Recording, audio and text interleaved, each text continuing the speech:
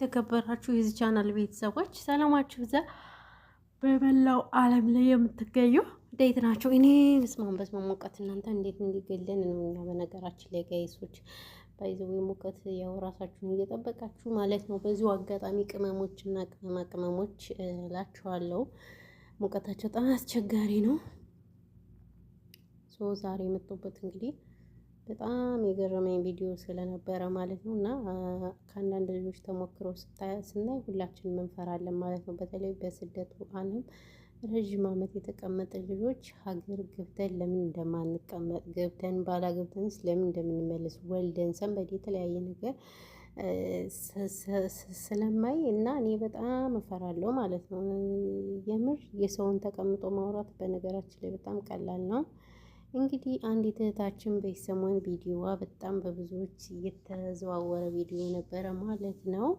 ያው እንግዲህ እንደ ማንኛውም ሰው ስደተኛ እህት ነች ማለት ነው። ነገር ግን እንግዲህ አጃይብ የሚያስብል እንግዲህ አረብ ሀገር 10 አመት ማለት በጣም ብዙ አመት ነው ማለት ነው።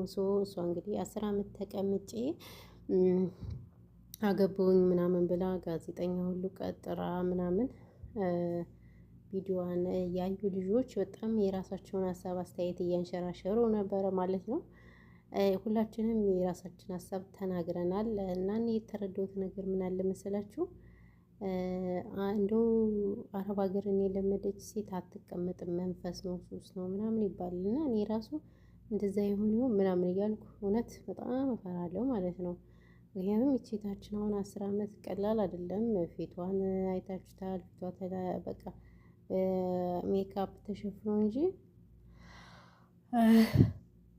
ሰውነት የሚባል የላትም ማለት ነው። እና አንድ ሴት ልጅ ማክሲመም ካገባች ኢትዮጵያ ተቀምጣ አግብታ ወልዳ የቤት እመቤት ሆና መቀመጥ ነው የሚጠበቅባት እንጂ ድጋሚ ስደት ምናምን ይሄ አንዳንዴ ምናልባት መሰላችሁ የማያስተዳድር ወንድ ከሆነ አለማግባት ሰው እንደዚህ ስንል ምን ይሉናል ብር ምናምን ያሉ ከብር ጋር እያይዙታል የፈለጉ እንደፈለጉ ይተረጓጉሙታል ማለት ነው። እና ይሄ ደግሞ አግባብ አይደለም። የእውነት ከሆነ እስኪ አረብ ሀገር ያላችሁ ልጆች ብንመካከርበት እንደ ሀሳብ ምን ትላላችሁ? እውነት ይሄ የብዙዎቻችን ነው።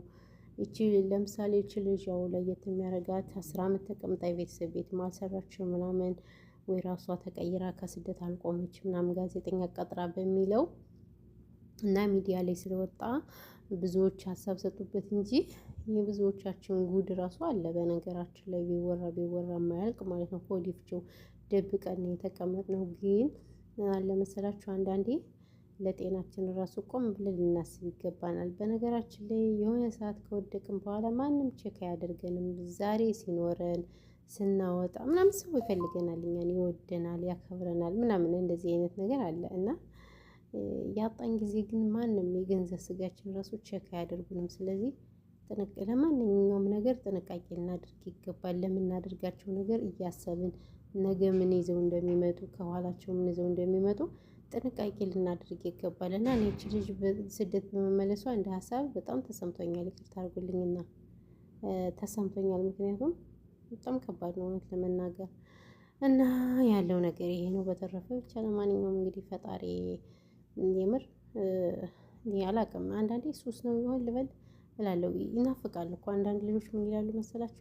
እንደው እዛ ስንሄድ ይናፍቃል፣ የልጆችም የምንም ጩኸት ይናፍቃል። እስከ አንዷማ ጭራሽ እስከ ተንኮላቸው ድረስ ነው የሚናፍቁኝ ምናምን ብላ ቁጭ አላለች። እና ያው በእርግጥ ያው ሀገራችን ያለችበት ሁኔታም ደግሞ በጣም ትንሽ ደበር ቢል ግን ድካም ካለ ቢቀር እኔ ባይ ነኝ። ምክንያቱም እኛ ስንኖር ነው፣ እኛ ካልኖርን ማፊ ፋይዳ፣ ሁሉም ነገር እኛ ስንኖር ነው ብዬ ነው የማስበው ማለት ነው። የጀማና እናንተ ምን ትላላችሁ በዚህ ሀሳብ? ቅመሞች ግቡ፣ እንመካከር ማለት ነው። እና ያለው ነገር ይሄ ነው። ለማንኛውም ፈጣሪ ሀገራችን ኢትዮጵያን ሰላም ያርግልን። ይሄን ያልከው ይበቃኛል። ቪዲዮ እናንተ ተው፣ ቪዲዮ ነው ላይክ ሼር አርጉልኝ። ተው እናንተ ቅንቅናሞች ማለት ነው። ስደት ልመለስ ነው ወይዘው ወይ እኔ ራሱ አጥቶኛል። አረብ ሀገር ረዥም አመት ነው የተቀመጥኩት ግን አልመለስም። ድክም ብሎኛል። ብታዩ ሰውነት ይዛል ብሏል። እንደዛ ነው እላችኋለሁ።